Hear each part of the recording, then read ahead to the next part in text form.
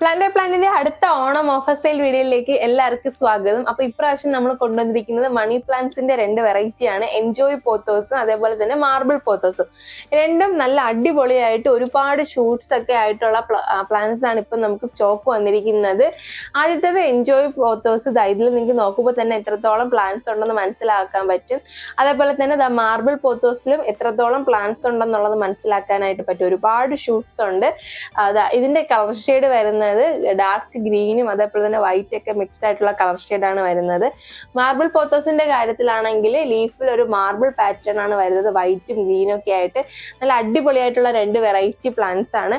ഇതിൽ enjoy പോത്തോസിന്റെ rate നമുക്ക് വരുന്നത് 200 രൂപ, 200 റുപ്പീസും. അതേപോലെ തന്നെ മാർബിൾ പോത്തോസിന്റെ റേറ്റ് നമുക്ക് വരുന്നത് 230 രൂപ, 230 റുപ്പീസ് ആണ് വരുന്നത്.